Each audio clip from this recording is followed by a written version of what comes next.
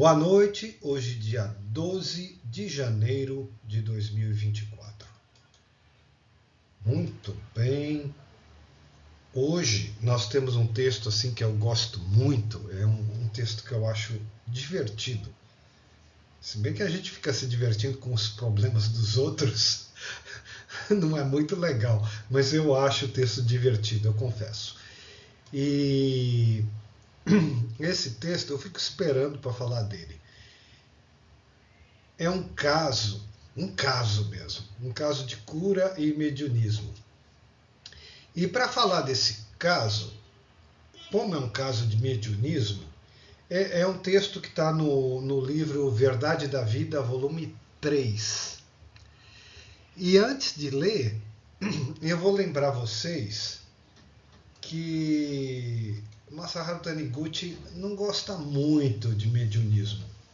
Ele não tem nada contra, ele não diz que é falso, ele não diz que é bobagem, ele não diz nada disso. Ele só acha que não é muito confiável, que a gente tem pouca condição de avaliar, né, até que ponto é realmente confiável.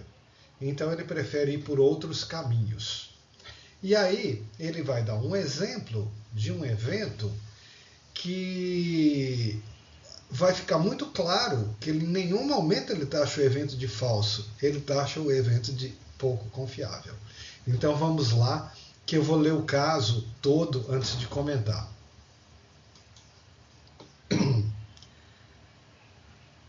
Um caso de cura e mediunismo. Uma criança estava com tosse que perdurava por 2 meses. Segundo o médico, era bronquite. Como o pai havia falecido de tuberculose, como a tosse durava tanto tempo e como foi rotulada com o terrível nome de bronquite, tornou-se inevitável surgir um profundo medo. Deixa eu ver aqui. Não está compartilhando. Ah, que sim. Espera um pouquinho só.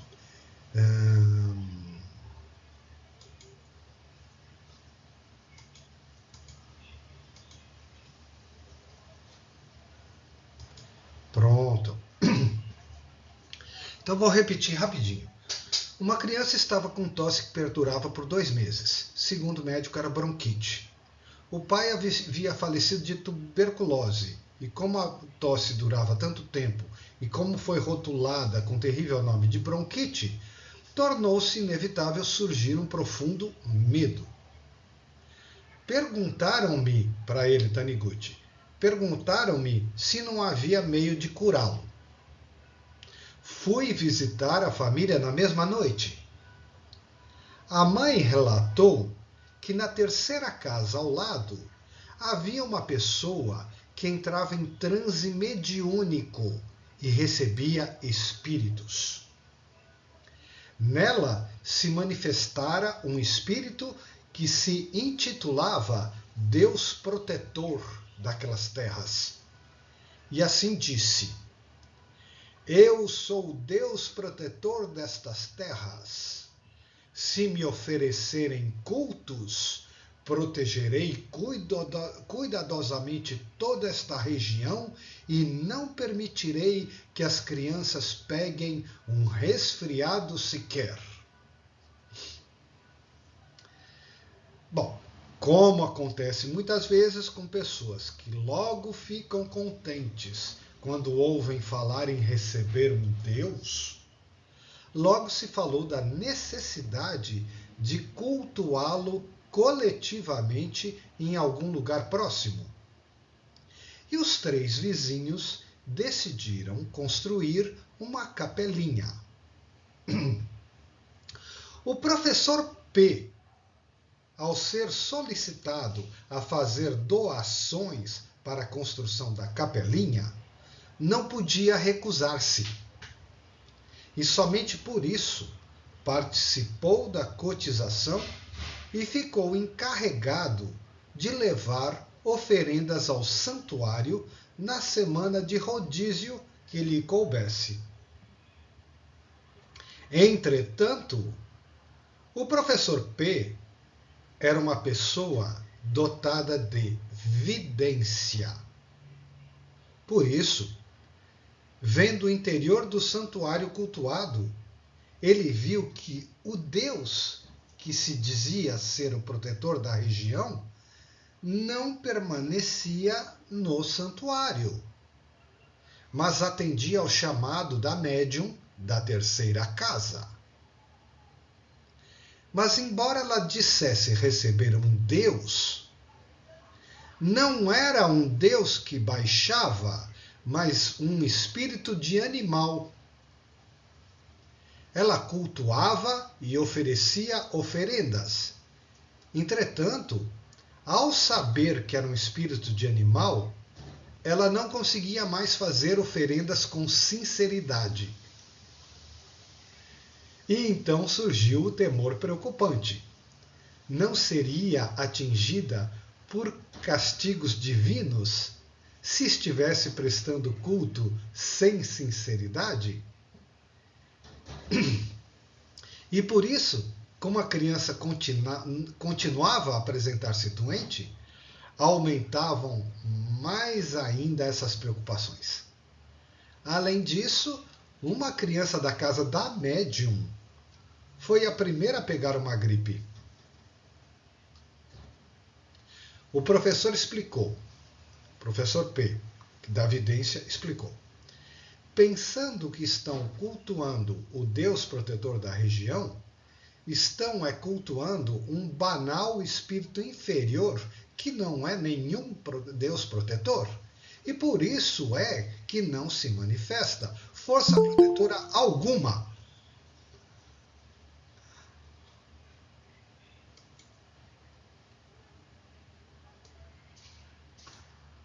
Pronto. Então a situação é essa.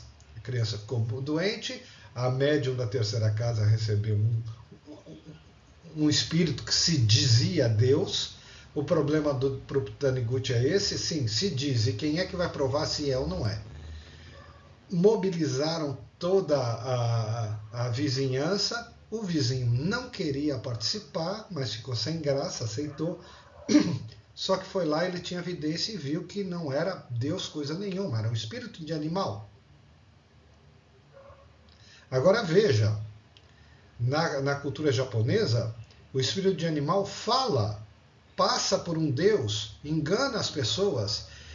E o Taniguchi não é nenhum tonto, não é nenhum crédulo. Ele é uma pessoa cultíssima, preparadíssima.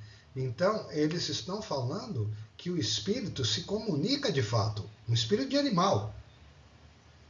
E, na verdade, eu suponho, pelas tradições orientais japonesas, eu suponho que o bicho em questão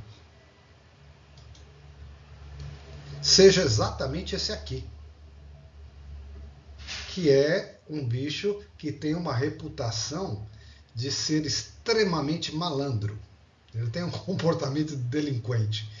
E aqui nós chamamos ele de guaxinim. Ele é até mascarado. Né? Então, o professor foi no templo e falou, aqui o Deus não fica no templo. Estava lá na casa da médium. E aí ele viu que era um espírito de animal. Foi lá, contou para a médium. A médium, né, ficou arrasada, porque ela fazia oferendas, aí ela não conseguia mais fazer, porque não era o Deus que ela pensava. Né? E aí o professor falou, olha, não tem poder protetor nenhum, porque é um animal, é um espírito inferior, não é um Deus. Bom, muito bem. Então nós paramos por aqui. A situação é essa. Tá? Repito, o Masaharu Taniguchi está contando isso pessoalmente, ele mesmo. Ele não é um crédulo, ele não é ignorante, né? E ele dá crédito da situação toda. Eu vou prosseguir exatamente da onde ele, Taniguchi, começa a falar. Então, só repetindo a última frase, o professor explicou, pensando que estão cultuando o Deus protetor da região, estão cultuando um banal espírito inferior que não é nenhum Deus protetor. Por isso que não se manifesta força protetora alguma. E aí eu respondi, Taniguchi, eu respondi que Deus verdadeiro não é um ser que, tal qual um comerciante, dá proteção porque lhe são oferecidos cultos e oferendas com atenção, ou não protege porque não recebe tais cultos e oferendas feitas com devoção. Em outras palavras, um Deus verdadeiro não faz barganha, não depende de oferendas. Prossigo o texto nas palavras dele. Deus não é um ser necessitado que sofreria e passaria fome sem ter santuário e comidas oferecidas. Cultuar um espírito e cultuar Deus são coisas muito diferentes. Há casos em que essa proteção até acontece por um tempo, mas é o mesmo que um cachorro que protege a família porque recebe abrigo e comida diários. Então vejam que o Taniguchi está já estabelecendo a diferença sobre um espírito e sobre o Deus verdadeiro. Né? Então ele diz, pode até acontecer alguma proteção, mas da mesma maneira que um cachorro protege uma família. E ele prossegue. Os espíritos não são visíveis aos olhos carnais, mas possuem aspectos individualizados, ponto de vista próprios, momentos de alegria e de raiva. Se alegrados, poderão nos proteger e salvar por gratidão. Se zangados, podem tentar expressar vingança. Nem por isso, todavia, há necessidade do homem, que é o líder espiritual dos seres, visíveis carnais, adular outros espíritos. Então ele está dizendo que os espíritos são individualizados e têm momentos de alegria, de raiva, né? Comportamentos muito semelhantes aos nossos. Podem querer ajudar, mas podem tentar se vingar. Não conseguem, porque eles não estão no plano físico, né? A menos que haja uma receptividade muito grande da pessoa. Então, ele está caracterizando os espíritos.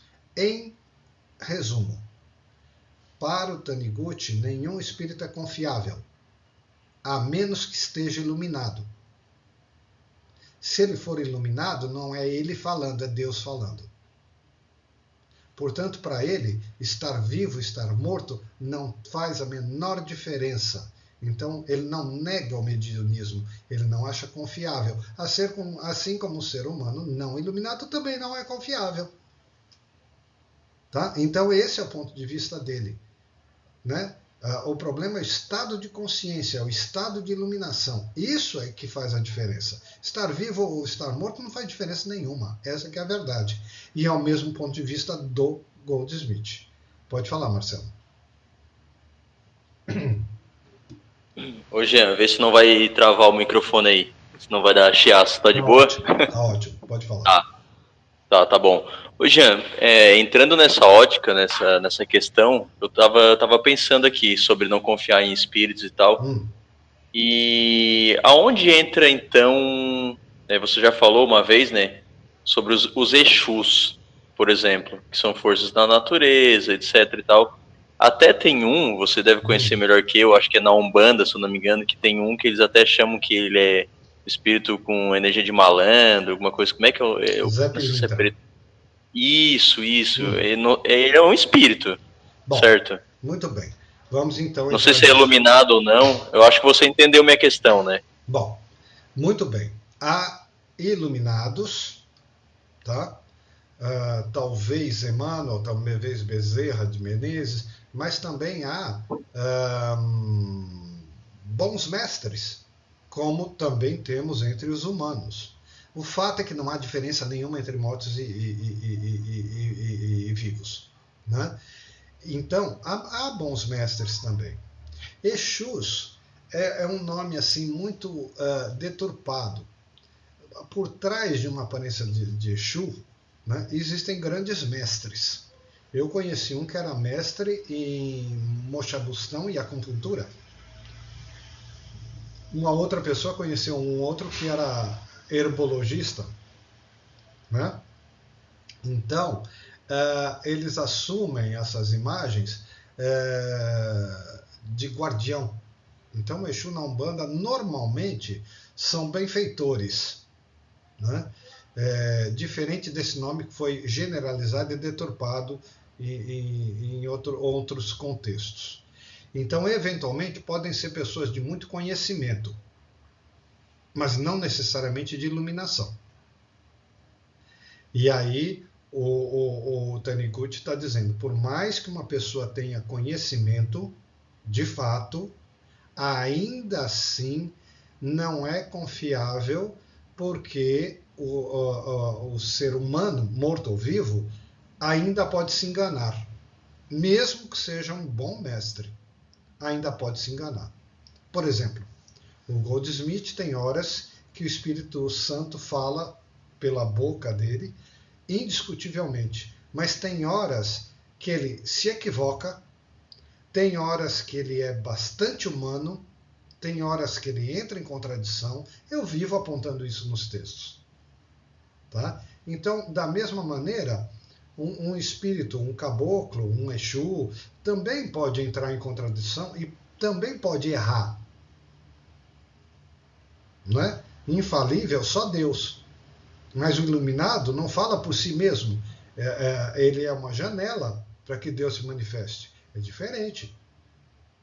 Então, na Umbanda acontecem muitos trabalhos bons de cura e de caridade. Acontecem realmente, e eu gosto muito. Hoje nem me interesso mais, porque eu já estou num caminho tão outro, mas eu prezo, eu valorizo. Há um trabalho de caridade muito, muito forte, muito bom. E para os necessitados, porque os necessitados estão num estado de ignorância profunda. Então, funciona, né? E são grandes mestres. Então, por exemplo, eu conheci um Exu que chamava Exu Veludo. É, sem dúvida nenhuma, uma pessoa que conhece muito mais do que eu. Tá? Por exemplo, conheci Zé Pilintra também. Zé Pilintra, na Umbanda do Rio de Janeiro, é um malandro. Na cultura do norte do Pará, ele é um mestre de cura. Tá? São mestres, mas não são iluminados. Então, o Goldsmith acha que, o Taniguchi acha que são passíveis de erro. Alguns mais, outros menos. Tá? Aí é que nem a gente, né? Alguns estão um pouquinho mais na frente, outros estão muito na ilusão ainda. Tá? E, de fato, existem muitos espíritos na ilusão. Totalmente igual a nós. E, eventualmente, se fazem passar por grandes mestres também, e não são.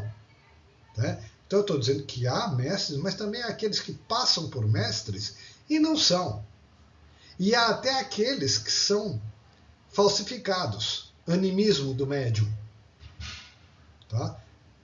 E isso é um problema seríssimo dentro de todas as casas de Umbanda, de Candomblé, etc. O animismo. A pessoa acha que está falando por um espírito e, na verdade, é ela mesma. Mas ela está profundamente convencida de que é um espírito, mas é ela mesma. Isso se chama animismo. Então, o problema é bastante complexo. O animismo, que é muito mais vasto do que parece, é mais um motivo para dar razão ao Taniguchi. Não é confiável. Num terreiro, 90% você pode dizer que é animismo. Agora tem 10% que realmente são dignos de respeito. Agora, são trabalhos de caridade, mas não são iluminação plena. E existem espíritos iluminados, ou pelo menos próximos da iluminação? Existem. Agora, como é que nós, na ignorância, nós vamos distinguir e vamos saber? Então aí o Taniguchi fala, por que você não se vira, você não se volta para dentro e começa a cultivar e ouvir a voz interior e a voz de Deus? É isso que o Taniguchi está propondo. Tá? Ele fala, por que você então não... Se você vai dar confiança para qualquer um, então por que você não dá confiança para a voz de Deus, que mora em você, que é você? É essa a questão que ele está colocando. Tá? Pode falar, Rubens. Eu acredito que nós temos espíritos que estão nos protegendo, espíritos de familiares. Eu não desacredito de nada, né? Mas eu penso assim também. Por exemplo, eu poderia rezar para um santo, não é? Um santo é um espírito. Sim. Eu já rezei para Santa Teresinha do Menino Jesus e uma oportunidade eu fiz a novena, coisa de muitos anos atrás, e recebi rosa, que foi uma coisa assim surpreendente. Sim. Quer dizer, o seu pedido foi atendido por uma santa. O negócio é uma coisa assim, né, incrível, a sensação que você tem de saber disso, né? Mas nós estamos agora num tipo, que nem você mesmo falou, num estudo que é diferente disso. Então, eu já não consigo mais pedir, né? Uhum. Antes a gente pedia, porque a gente não tinha um outro caminho, uma outra solução. Hoje a gente tem uma outra modo de ver o mundo, né? Perfeito. No entanto, o exemplo é muito bom. Por quê? Porque os santos, esse nome santo, santidade, para mim é iluminação. Para mim, tá? E eles estão para a caridade. Então, na nossa plena ignorância, né, já que a gente não está indo no ponto certo, de repente vem rosas, que é emblemático de Santa Teresinha de Jesus. Totalmente emblemático. Então, é realmente uma resposta espantosa. Tá? E eles respondem, eu sou devoto de São José, eu sou devoto do Arcanjo Gabriel. Sou realmente devoto. Então, são iluminados. Bom, e daí? E se tiver caboclos, pretos velhos, que são muito elevados, têm a reputação de ser espíritos muito elevados, que forem assim, parcialmente iluminados? Bons alunos. Né? Qual é o problema? Eles estão no espírito da caridade. Então, tá, eu acho muito bacana. Mas você vai num centro, vem tudo misturado. Entendeu? Tem muito animismo. Tem muito animismo. Tem muito da cabeça do diretor da casa. E isso é um problema. Isso é um problema sério. Tá? Porque a Umbanda, o espiritismo kardecista ainda ele é codificado. Tá? Ele tem uma certa norma. A Umbanda não tem norma nenhuma. Então cada casa faz o que quer. Então tem casas boas e casas assim horríveis, deprimentes, horríveis. Tá? E eu, por exemplo, fico numa situação assim, é que nem o chá, que nem a ayahuasca, que nem o daime. Se eu tivesse que indicar para alguém, eu não sei indicar.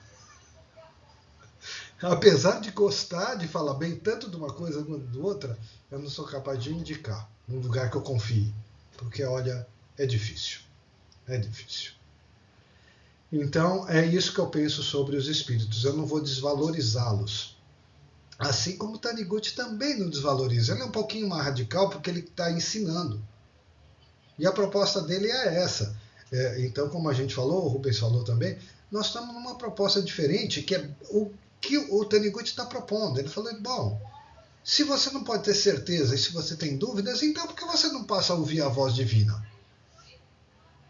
Eu, Taniguchi, Goldsmith, estou falando para você, dando testemunho, apontando o caminho, dizendo que é real, que isso acontece, né? Chamando atenção para os seus lampejos, onde você já percebeu isso, então por que você não se dedica a isso? É isso que ele está nos falando, tá bom?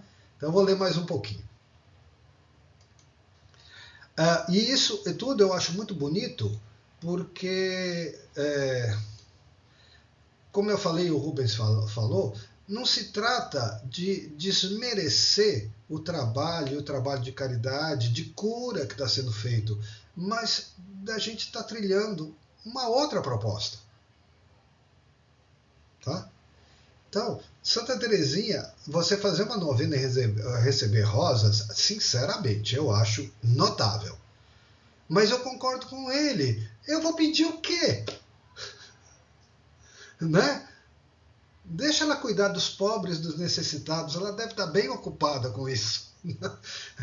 Não deve faltar ocupação para ela. Deixa ela lá. Né? E vamos tentar descobrir quem nós somos. Pronto, é isso. Então vamos prosseguir. E é isso que o Taniguchi está propondo. Né? Que nós descobramos quem nós realmente somos. Então vamos lá. Aí ele está dizendo então que os espíritos, quando estão mais num estado um pouco mais ignorante, eles podem ter momentos de alegria, de raiva, podem tentar proteger a gente, pode tentar se vingar, né? Mas ele diz que o homem não tem que ficar bajulando espíritos. Agora ele fala uma coisa engraçada. Mas também não há necessidade de menosprezar um espírito já cultuado.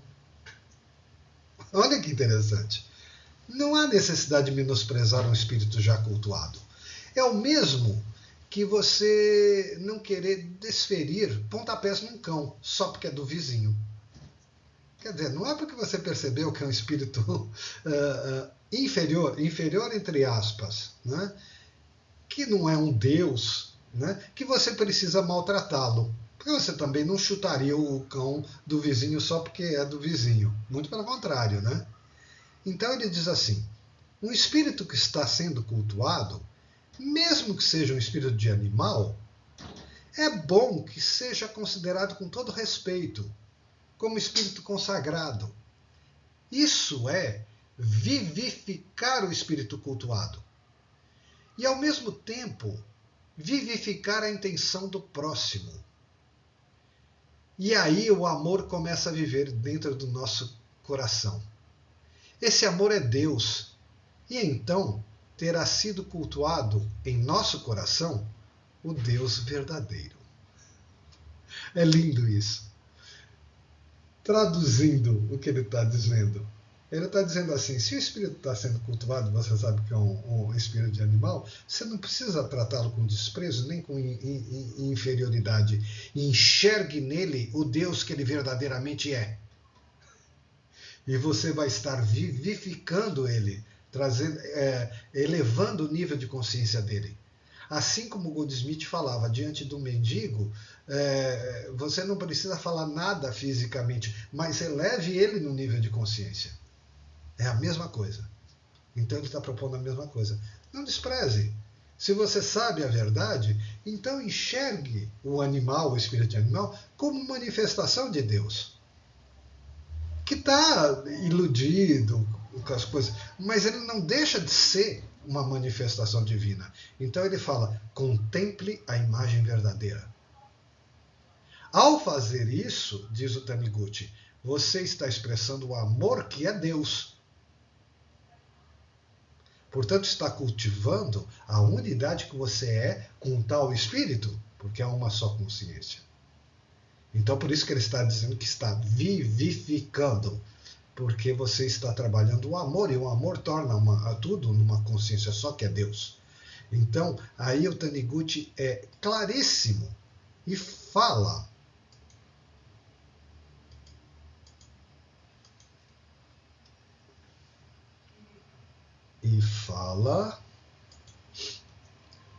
Aí o amor começa a viver dentro do nosso coração. Esse amor é Deus.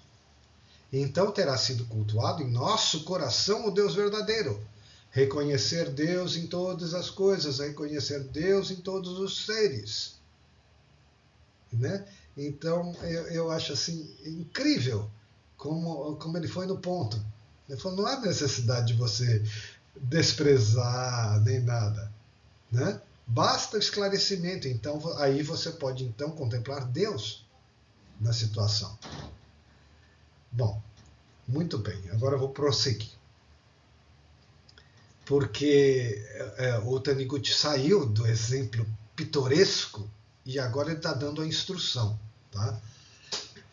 E ele prossegue. Deus não é algo que possa ser visto aqui ou ali através de olhos carnais ou de clarividência. Mesmo de clarividência. Não faz diferença, é fenomênico. O que é visível é uma existência diferenciada das demais, ilusoriamente diferenciada. Mas, na verdade, Deus está presente na ligação chamada amor, onde os seres distintos se fundem homogeneamente. Ele está usando uma linguagem didática, mas ele está dizendo que nós somos uma unidade, uma só vida, um só amor, e é o amor, né, que para o homem comum se mostra como elo, mas não é elo, não há ligação, é na verdade uma única natureza. Ele prossegue dizendo o que eu acabei de falar.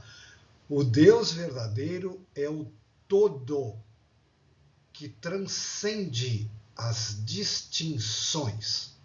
Ele mesmo falou o que eu disse. Por isso, quando nos libertarmos de fazermos distinções, Deus se manifestará em nós com nitidez proporcional ao grau dessa libertação. E quando o Deus verdadeiro passar a viver em nós, não teremos mais necessidade de temer. Mesmo que os piores espíritos queiram nos atormentar, não precisamos mais temer, pois já não seremos mais uma espécie de receptor das ondas de maldição desses espíritos. Falei antes, a menos que a pessoa seja muito receptiva, que o espírito tentaria se vingar. E aqui ele diz, não seremos espécie de receptor das ondas de maldição desses espíritos. Temermos algo corresponde a provocarmos uma vibração mental propícia de captação em nosso interior. Por isso que se diz tanto que nós atraímos aquilo que nós tememos. Ele prossegue. Por isso é melhor não temermos nada. Quanto ao fato de se cultuar diversos espíritos, que foi a pergunta de Marcelo. Quanto ao fato de se cultuar diversos espíritos, posso dizer que não há propriamente mal nisso. Entretanto, eles não devem ser considerados como objetos de fé verdadeira. Se tomarmos como objeto de fé um ser que se zanga, se vinga, conforme nosso procedimento, viveremos no estado de permanente inquietação, temendo um possível castigo, já que não saberemos se ele está realmente satisfeito ou não, e a paz mental será impossível. Bom, por trás está o medo novamente. Ele prossegue na instrução dele. Deus não é um ser que está fora de mim. Deus não é um ser que arbitrariamente ama ou odeia, levado por caprichos. Ele diz que não é um ser que está fora de mim. Eu sou filho de Deus. Sendo filho de Deus, eu próprio também sou Deus. Não é preciso procurar Deus no exterior. Basta fazer viver Deus em meu interior. A partir do momento em que despertei para essa verdade, ele falando, a partir do momento em que despertei para essa verdade, que do Deus interior, compreendi que meu destino não era uma coisa instável, que muda conforme o humor de um Deus exterior, que não inspira segurança alguma, desaparecendo, portanto, qualquer temor de um Deus exterior. Aqui ele está comparando um Deus exterior como qualquer outro espírito que pode se alegar e se zangar, ou até um espírito de animal. Ele está comparando, ele está dizendo que não há diferença nenhuma. Tá? Então, vou repetir que a afirmação é bastante forte. A partir do momento em que eu, Taniguchi, despertei para essa verdade do Deus interior, Taniguchi, compreendi que meu destino não era uma coisa instável, que muda conforme o humor de um Deus exterior, não está mais falando de espíritos, que muda conforme o humor de um Deus exterior, que não inspira segurança alguma, desaparecendo, portanto, qualquer temor de um Deus exterior. É o discurso do Goldsmith também. Prossigo. Tornou-se claro, ele falando da experiência dele ainda, tornou-se claro que bastava procurar vivificar o Deus do meu interior. Esse Deus que está dentro de nós não é um ser de apegos egoístas que se zanga ou se vinga quando algo não lhe agrada. Ele é a natureza divina sumamente perfeita, harmoniosa e alegre. E basta reconhecermos essa natureza divina que certamente a perfeição será manifestada.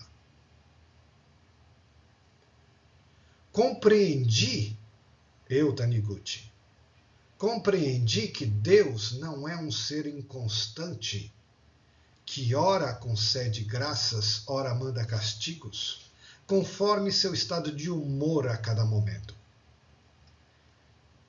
Se acreditarmos num ser inconstante, nossa mente ficará abalada e temerosa, e isso poderá resultar em doença. Eu também estive doente devido ao temor.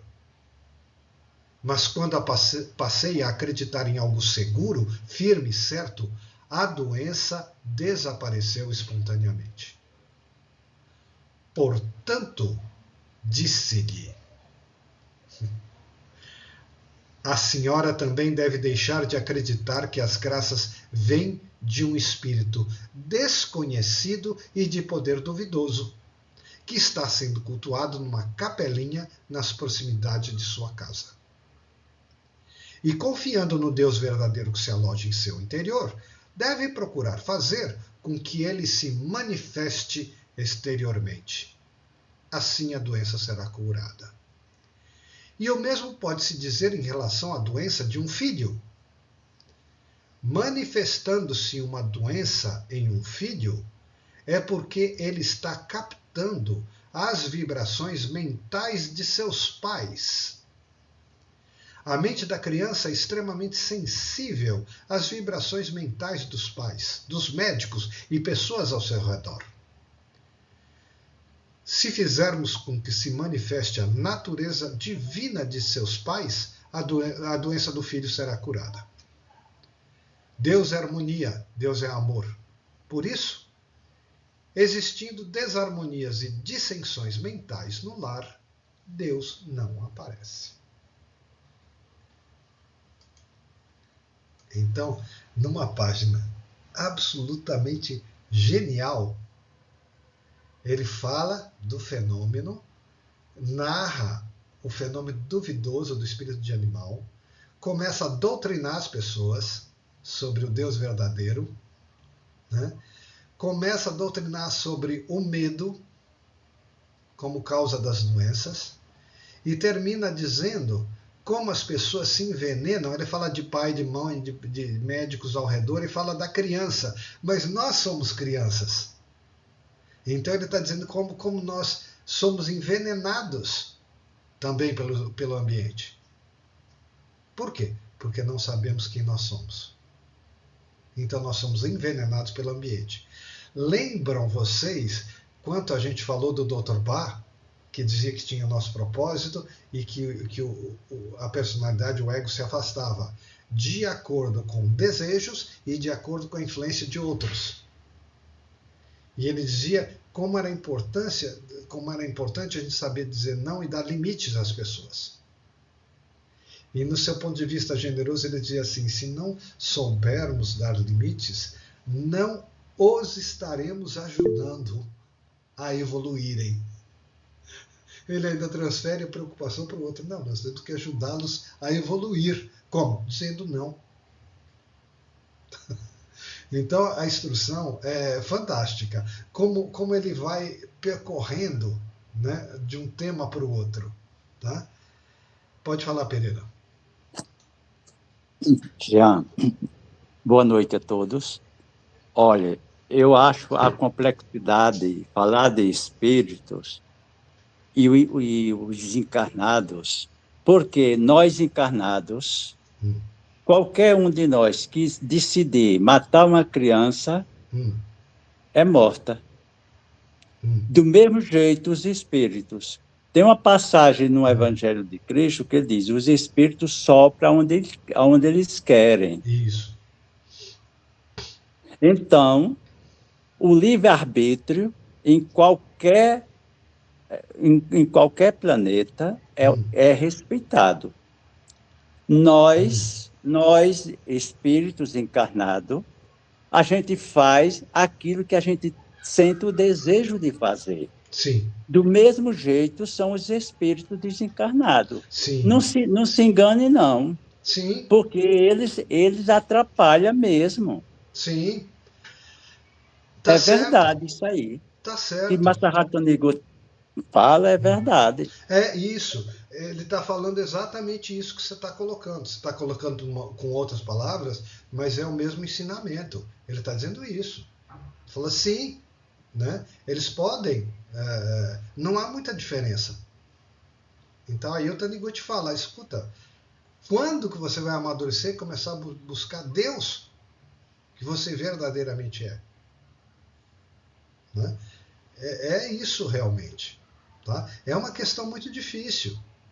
Aí, no mundo da ignorância, tudo bem, acaba rolando muito trabalho de caridade, não só na Umbanda, no espiritismo kardecista também, assim como entre os humanos também rola muito trabalho de caridade, mas, sabe, quando é que nós vamos amadurecer e procurar quem nós verdadeiramente somos? Né? Quando nós vamos procurar isso? Olha, Jean, eu com 7 anos de idade, eu não tinha paz. Com 7 anos, porque à noite eu chamava minha mãe, chamava meu pai e dizia: papai, tem gente aqui comigo balançando minha rede. Mas eles não acreditavam. Isso é triste. Isso é triste. Porque certo? O mediunismo é um fato? Eu sentia ele passando debaixo da rede, vindo os arrastados de chinelo, eu via passando. Mas eu dizia: pai, me ajude, vai dormir, menino, porque isso é coisa da tua cabeça. Eu acredito totalmente nisso. E as crianças, quando elas têm o mediunismo aflorado, elas sofrem muito, porque o mundo não compreende. Colegas de escola não compreendem, amigos não conhecem, não compreendem, e o pior de tudo, a própria família, pai e mãe. Então, é por isso que eu falo, mediunismo, não procure porque acha bonito receber um espírito, porque quem tem isso é missão, vem karma, vem de outras vidas, e sofre muito, principalmente na infância, sofre muito. Sofre com a incompreensão dos semelhantes. E muitas vezes começa dentro de casa, exatamente como você narrou. E é triste. É triste porque a criança está falando a verdade. E eu acredito 100%. 100%. Mas aí os adultos, não, isso é bobagem da sua cabeça. Então eu estou ficando louco. Eu, criança, estou ficando louco. Né? E sim, Ida, é isso mesmo, tá? Nem vou entrar na questão, mas é isso mesmo. E entendeu? Então, realmente acontecia isso, tá? Então, agora, O que é que esses espíritos estão fazendo? Eles têm consciência de que estão apavorando uma criança ou não? Tá? Então, é um contexto de ignorância generalizada. Entendeu? E o Taniguchi, descontente com isso, fala, bom, então quando é que nós vamos amadurecer, né, e procurar a verdade que mora dentro de nós? E aí ele vira para a senhora, né, que era mãe da criança doente, e não só fala que ela está dando crédito aonde ela não deveria, e como ela está dizendo que eles também são responsáveis pela doença da criança. Ele termina dando uma bronca na mulher, dizendo, olha, a criança absorve os estados, as desarmonias dos pais. Quer dizer, ele ainda termina dando uma bronca na família. Tá? É muito curioso. Agora deixa o Albano falar um pouquinho também. Boa noite. Esse texto do Taniguchi é interessante. Na semana passada, você se despiu perante o grupo onde você é facilitador e nós todos seguimos você. A primeira coisa que nós devemos fazer é reconhecer a nossa história. Saber passar em revista toda a nossa vida e descobrir em cada etapa qual grau de consciência que nós ocupamos durante esse percurso. E, ao descobrir, aceitar-se, honrar a sua história. Honrar essa história. E, a partir do momento que você honra a sua história e você decide seguir esse caminho místico, você tem que fazer uma coisa difícil, que o padre na igreja falou para você. Eu, com 78 anos, eu estou começando a dar aqueles primeiros passos a renunciar a esse mundo. Sim. Depois que você passa em revista a sua vida, você honra a tua história e você se desperta para uma nova consciência, só tem o outro primeiro passo é começar a renunciar a esse mundo. Senão, não adianta ficar lendo o texto. Não adianta. Aí, Albano, então você deve compreender melhor do que ninguém quando, nessa hora de renunciar, eu respondi não. Porque, de fato, não tinha a menor condição naquele momento. Até hoje não tem, mas hoje, pelo menos, eu ia começar a balançar e pensar no assunto. Mas naquele momento não tinha a menor condição. E eu fui honesto, né, em responder não. Não. Né? Marcelo está dizendo que lindo seu comentário, mas foi mesmo. Né? E, inclusive, o seu comentário, ele é tão bonito mesmo, que me lembra um momento que você me chamou a atenção. Que eu estava reclamando da minha própria experiência e você estava dizendo, mas tudo é o que tem que ser, senão eu não seria quem eu sou hoje. Que é a aceitação do ensinamento que vai vindo. Vem na forma de erros? Claro que vem na forma de erros. É importante também, a aceitação também pode ter um aspecto de auto-perdão absolutamente necessário também, que é também desapego. Portanto, para poder renunciar. Né? Renunciar é gradativo. Isso é gradativo. Não é fácil, não. Ontem eu fui pegar o Uber, o pneu furou, ele só me levou num pequeno trajeto. Aí eu falei para ele assim, você só vai me cobrar esse trecho que você me levou, porque você não me deixou nem na metade do caminho. Sim. Já está pago. Não pode deixar que eu vou fazer isso que o senhor está pedindo. Eu acreditei. Quando eu vou ver lá a história, não cobrou, rapaz, não cobrou a viagem inteira. Então, renunciar a esse mundo. É isso aí. Aí. Eu não fiquei com raiva dele, não. Não. Falei, de repente, esse dinheiro, ele está precisando desse dinheiro. Tudo bem. Mas se ele fosse uma pessoa consciente, consciente, ele diria para você, não vou cobrar nem mesmo esse trecho, porque a proposta não foi honrada. E me desculpe por deixar no meio que é um ponto impróprio, incerto, né? Ainda peço desculpas, né? E não posso cobrar nenhuma parte porque não honrei a proposta. Mas aí precisava de uma consciência que ele ainda não tem. Um dia vai ter, tudo bem, vai. Mas antigamente eu já ficaria estourado. Hoje eu olhei assim, deixa para lá, né? E é o que Taniguchi diz. O dinheiro sai do bolso, entra no outro. Provavelmente ele precisava. Então ele ainda não consegue enxergar, né, um pouco mais além. Se ele enxergasse mais além, ele diria, de maneira alguma, não vou cobrar nada, né? E ainda peço desculpas, né? Porque ficou numa situação incerta, né? Eu deixo o paciente que estava ao meu cuidado, eu deixo no meio do nada. Eu ainda tenho que me desculpar, né? E aí você teria a obrigação de me desculpar, porque também foi um acidente, né? Mas eu não poderia cobrar absolutamente nada. Essa que é a verdade. Essa comunicação mediúnica entre o desencarnado e o encarnado, eu sou uma pessoa que eu ouço. O que vem de lá? O que ele está falando para mim? Qual a mensagem que ele está me trazendo? Não, só basta isso. Tá. Qual é a mensagem?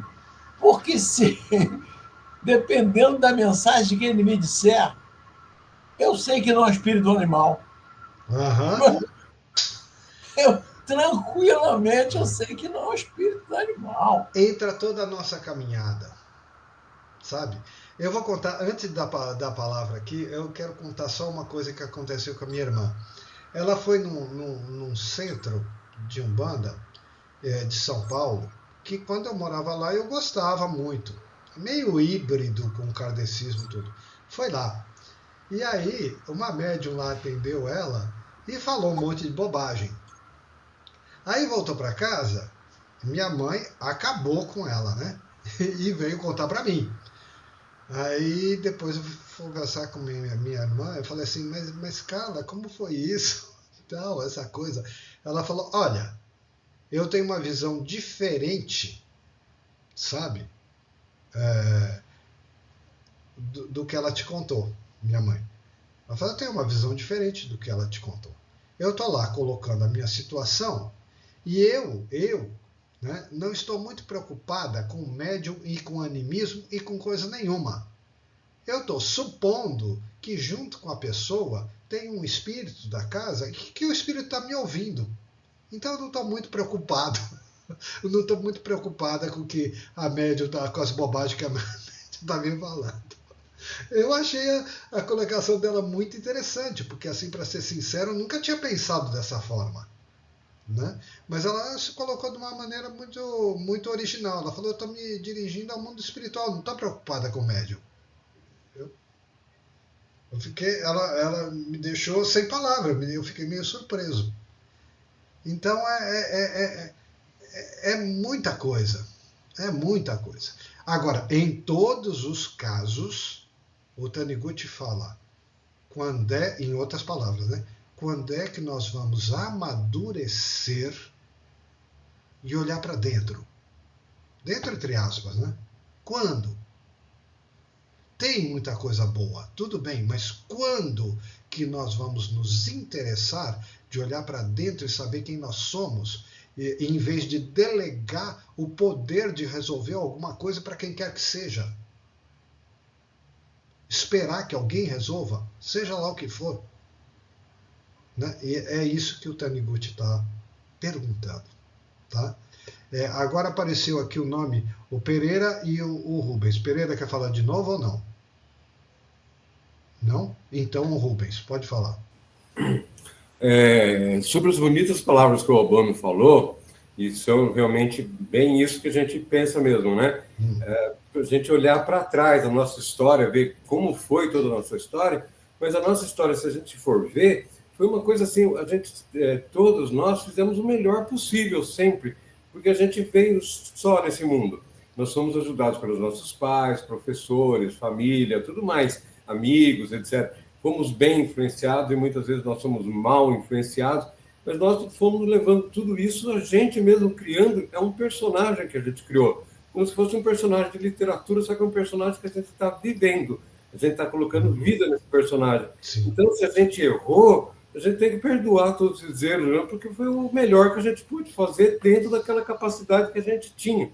Agora sim, a gente pode deixar esse personagem de lado e falar, olha, tudo que eu fiz foi o melhor que eu pude fazer, mas fazer o que o Umbanda falou, que é esse momento que a gente de entrega, de renúncia, e desse novo propósito que a gente tem. Porque senão a gente vai continuar vivendo esse personagem e não vai adiantar nada realmente. Isso. Por isso que ele pergunta, fala, quando?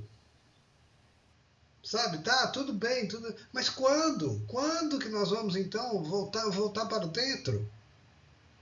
Fala, tá, tudo bem, mas e aí, quando? Amanhã? Amanhã não existe. É agora. A hora é agora. Aí diz o Goldsmith, diz o Tolle, todos eles dizem isso. A hora é agora. O tempo de Deus é agora. Quando? Agora. Agora. O passado. O passado fez a gente chegar no agora. E o tempo é agora. Né? É agora. Então, é essa a lição que ele está trazendo. Agora, eu acho um texto belíssimo, como ele sai de um evento estranho, pitoresco, e ele vai desenrolando todo o ensinamento dele. Né? Eu acho assim incrível, é um dos textos prediletos meus. Eu fico esperando chegar esse texto, tá bom? 20 e 28, e de fato foi extremamente gratificante trabalhar esse texto. É fantástico. Agradeço. Boa noite. Domingo. Boa noite. Tá bom? Boa noite. Boa noite, pessoal. Boa noite, agradeço, viu?